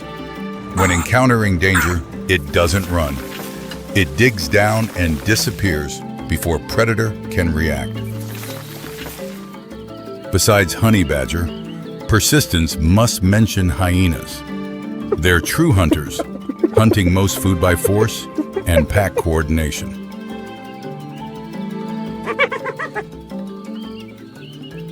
Hyena jaws generate bite force up to 1,100 pounds per square inch, enough to crush buffalo femur bones. Their digestive system breaks down nearly entire prey. A young individual approaches larger individual's prey. Larger individual doesn't attack. Instead, it emits special sound establishing hierarchy without contact. To speak of drought masters, oryx antelope is clearest example. They live in harsh places, endure high heat, and retain water efficiently for long periods. They store heat during day instead of sweating, then release at night. Thanks to this, oryx can live many months without drinking water directly.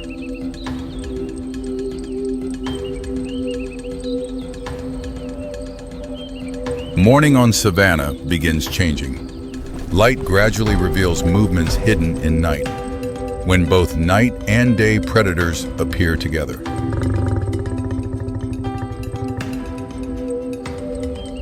In low bushes, a black-yellow shadow sits. Long ears with distinctive black tips rotate forward. Not a sound escapes.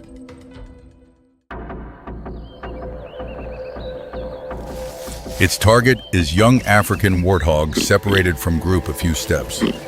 Distance just far enough not to rescue in time, but close enough not to miss.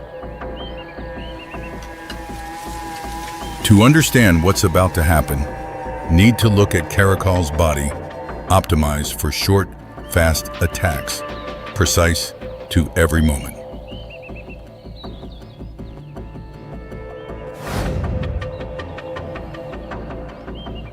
Caracol not as large as lions or leopards, but its hunting efficiency no less in its environment.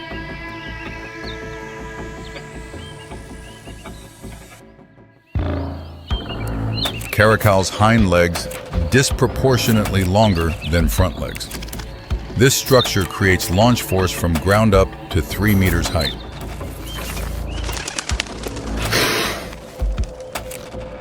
Caracol lives alone, controlling wide territory.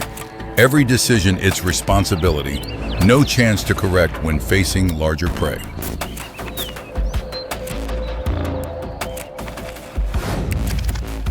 That pressure creates extremely precise predator. Each attack must be extremely accurate, because making mistakes means very high price.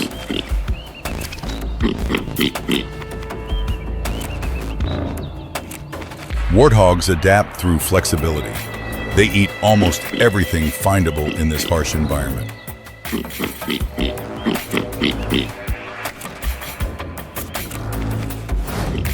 When threatened, warthogs run zigzag, then rush into nearest burrow, turning head outward.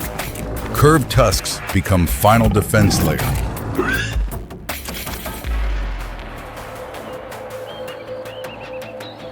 No species exists alone. Each species in complex interaction network, where every action affects the rest.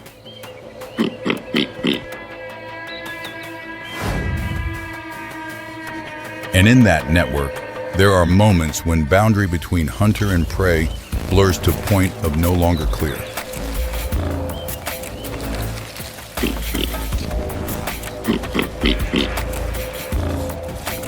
Caracol has observed very long. It's not rushing, just waiting for moment cub separates far enough from herd that no one can intervene.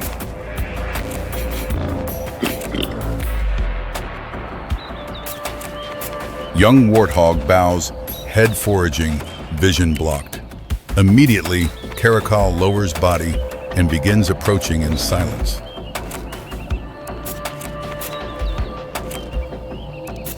Distance gradually narrows.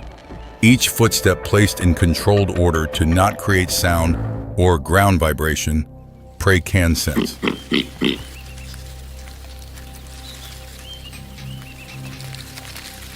Young warthog raises head, but too late, Caracol begins accelerating. Speed gradually increases approaching prey. Caracol lunges. Warthog reacts by running forward and calling out, sound loud enough for entire group to hear.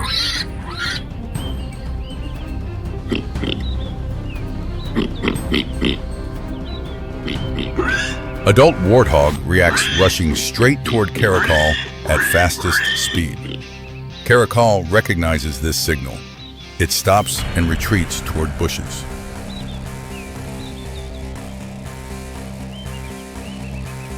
This time, Caracol doesn't have enough time. It climbs nearest acacia tree in less than 2 seconds, while adult warthog is arriving.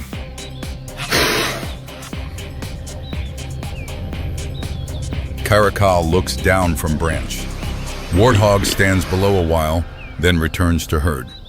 Cub follows, only lightly scratched. Hunt ends.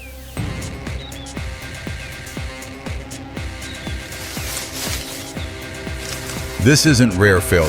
With Caracol, half of hunts unsuccessful, but that's enough to survive and improve skills.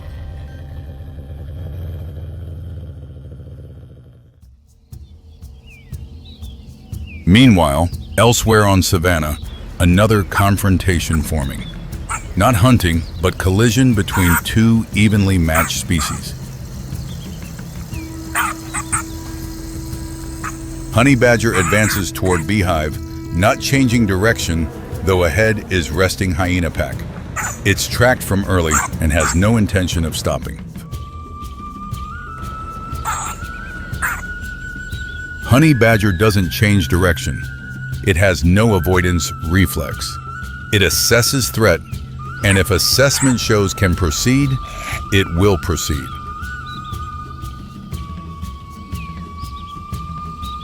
Hyena pack notices honey badger.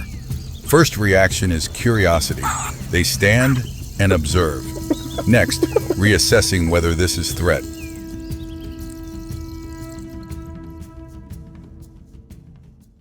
Pack leader advances, emits warning signal. Honey badger stops, raises fur, looks straight. An unavoidable confrontation begins forming.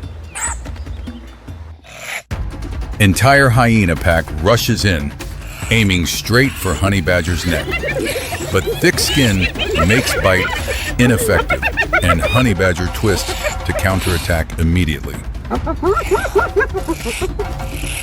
Honey badger counterattacks by biting hyena's nose, most sensitive and least protected area. Hyena retreats. Two other pack individuals advance to support. Hyenas surround from three sides. Honey badger doesn't run, just rotates continuously, keeping all directions under control, not exposing weakness too long. Honey badger secretes odor from anal glands. Chemical defense mechanism similar to skunks. Effect not to paralyze, but to break opponent's concentration. Honey badger doesn't flee but continues toward beehive. Hyena pack follows but slows, as if considering whether worth continuing. Pack leader stops, signals. Entire pack stops accordingly. Calculation completed. Honey badger not prey valuable enough to trade for more injuries. Honey badger arrives. It begins digging into hive while thousands of bees cover entire body. Thanks to thick skin, honey badger eats anasan in completely calm state. Elsewhere, there's species existing longer than all species just appearing.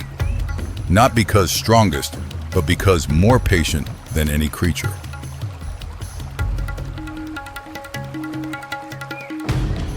Nile crocodile virtually unchanged for millions of years. Its body already perfect enough for what it needs to do.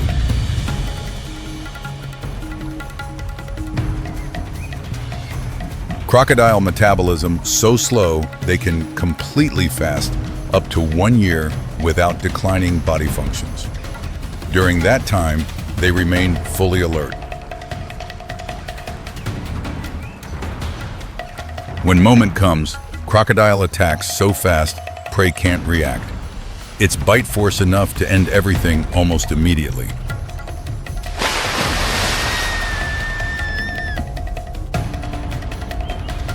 In the north, elephant herd, advancing toward water source. Leading female, navigating by memory. It's been to this water source in similar drought season. African elephants have special memory. They remember water sources, migration routes, and individuals encountered over many decades in long life. Lead elephant stops. It uses front legs to dig into dry stream bed. After a while, small water pool appears from under sand layer. Entire herd drinks in order. 8 species, 8 solutions. Honey badger chooses fearlessness. Hyena chooses collective strength. Oryx chooses temperature control. Warthog chooses absolute flexibility. Caracal chooses precision. Elephant chooses memory. Crocodile chooses patience. Each species, one way of living, no strategy completely superior. Africa shows survival has no single definition. Not strongest survive, but those most suited to environment.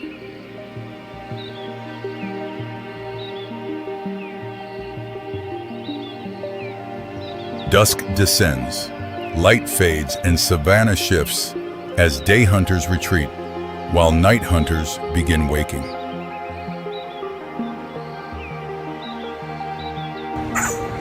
Honey badger has had meal, hyenas continue patrolling.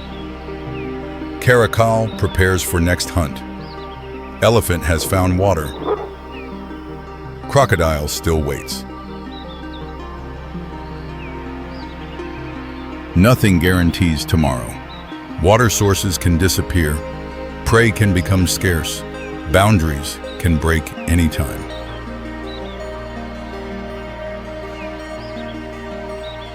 These species exist not because they avoided harshness, but because they became part of it, adapted to point of inseparable.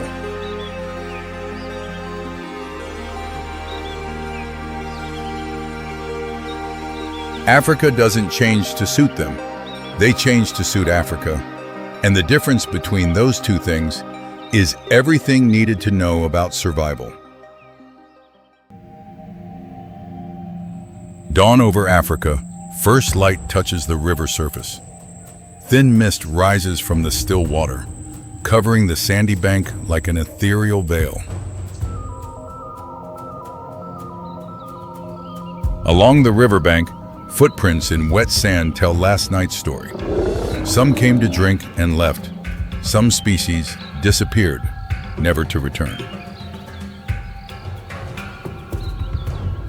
In the distance, a baboon troop approaches the riverbank, then stops on high ground, observing the water below, displaying vigilance mechanisms selected through evolutionary process. This river is both life source and boundary between life and death. For small creatures like the baboon troop, each approach is a survival decision.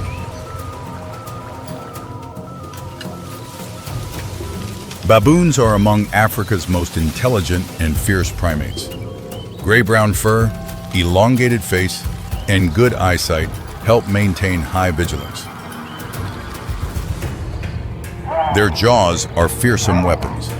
Canines can reach 8 centimeters long, bite force from 500 to 700 pounds per square inch, enough to tear enemy flesh in an instant.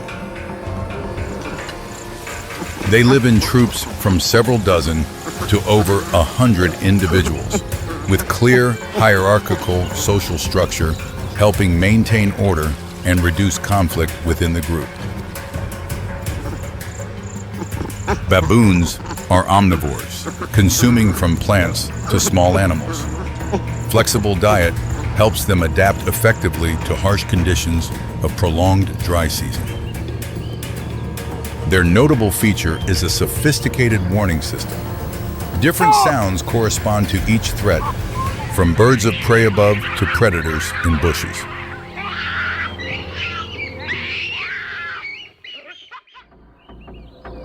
But with dangers underwater, warning signals become limited when forced to cross rivers. Survival pressure forces the troop to choose despite existing risks.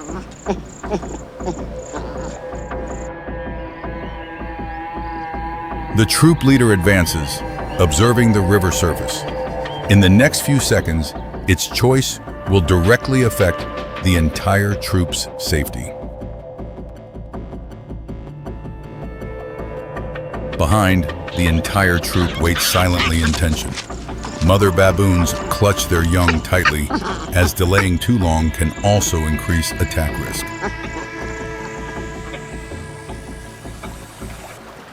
The water surface is still, flat, and suspiciously calm. In African river ecosystems, silence often conceals lurking potential dangers. A dark shadow over 4 meters long lies motionless beneath murky water. Only eyes and nose protrude, camouflaged effectively like drifting rotten logs.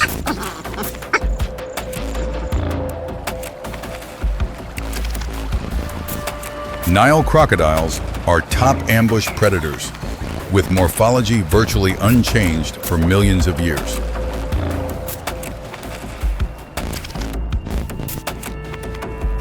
Their pupils are extremely sensitive to movement. Third eyelid supports underwater observation, helping detect prey precisely within hunting range. Nile crocodile bite force exceeds 3,000 pounds per square inch, enough to crush prey bones. Once jaws have closed, almost no force can make them open. As ambush predators, they can lie motionless for extended periods to conserve energy and only attack when opportunity reaches optimal level. The tactic is very simple but extremely effective. Wait for prey to approach, attack in less than 1 second, and drag underwater to drown. Baboons are well aware of danger, while crocodiles are ready to ambush. The encounter between vigilance and silent strength begins right at this river bend. Finally, the troop leader decides to descend into water, each step cautious. The entire troop immediately follows, maintaining tight formation in this life or death choice. Adult males go first, water rising to their bellies. Behind, females hold young tightly, maintaining high vigilance against sudden attack risk. When the troop reaches midstream, water level rises to adult chests. Young cling tightly to mothers to avoid being swept away. Tension reaches peak. Suddenly, the water surface behind erupts. A crocodile charges with terrifying speed. The baboon troop panics, signals warnings. Formation immediately shatters. Individuals in front rush quickly toward opposite bank, while the rear group turns back. Dispersal breaks troop cohesion, making hunting risk increase. In nature, living in groups helps distribute risk. When separated, solitary individuals quickly become the clearest targets in dangerous environments. The crocodile locks target, not chasing the troop, but focusing on separated individual. This is common hunting tactic, prioritizing weak or slow-moving ones. Crocodile jaws close just centimeters from the baboon. Water splashes high. This individual escapes narrowly, rushing ashore at maximum speed thanks to survival reflexes. On both banks, baboons stand panting. The troop is divided by the deadly water. The first river crossing ends with luck, but not everyone made it to the other side.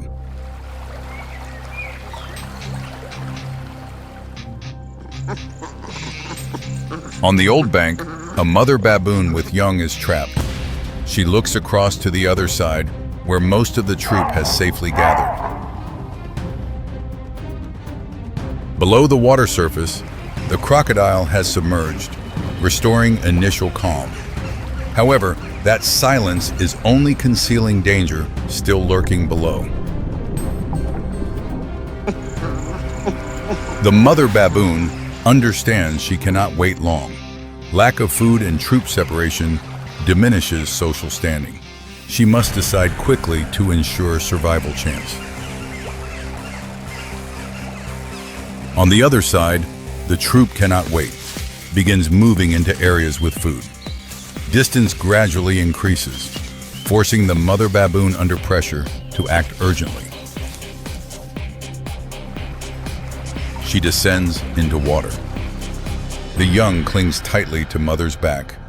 Cold water gradually submerges the body. Each step is gambling with fate.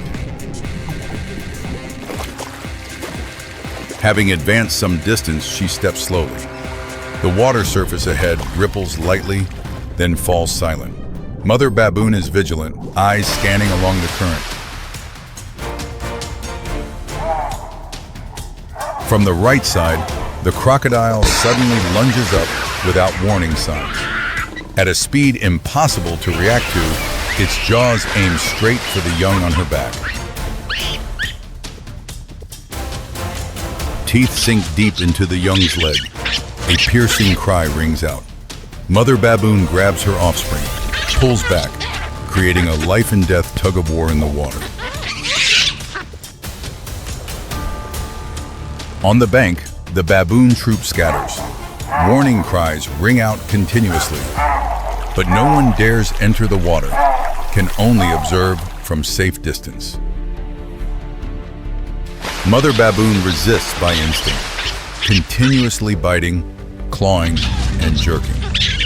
However, her bite force is significantly weaker than the crocodile's, making advantage tilt toward the predator. As the struggle drifts toward shore, the crocodile gradually loses advantage in shallow water. Seizing the rare opportunity, Mother baboon musters strength for one final jump. The young escapes the crocodile's jaws, but in an instant, the crocodile switches targets and locks jaws onto Mother baboon's leg.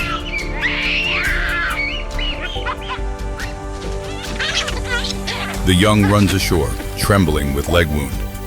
Another baboon pulls it into the troop's center.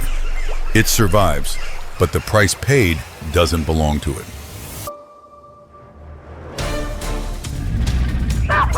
Underwater, Mother baboon still resists, but the pulling force increasingly tilts toward the predator. Bit by bit, she's drawn away from shallow water. On the bank, cries thin out, then cease completely. The baboon troop helplessly watches, unable to intervene. The outcome is decided and no second miracle occurs. On the water surface, the last ripples vanish. The water continues flowing, reflecting natural law that won't stop operating for losses. The baboon troop leaves the riverbank, quickly reestablishes formation, with the wounded young walking in the troop's center. Life continues despite carrying irreplaceable loss. The young is still too small. It doesn't fully understand what just happened, but survival instinct has deeply carved a life and death experience.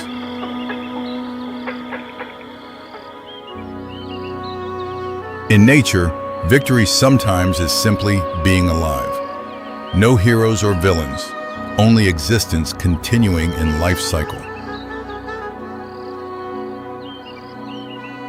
Below the river, the crocodile returns to familiar ambush position. It can fast for many weeks, but still patiently waits for prey. Persistence is its key survival weapon.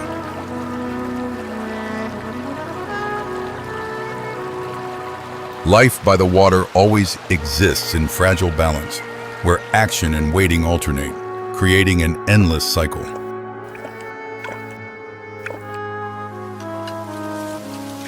In the distance, the baboon troop has found an area with food and gradually restores daily behaviors.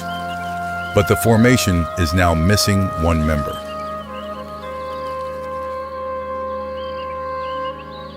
The young with leg wound sits beside another female. It will grow up, will learn to survive, and someday will have to face this river once again. In the silence of the African plains, each species holds a role in nature's endless cycle.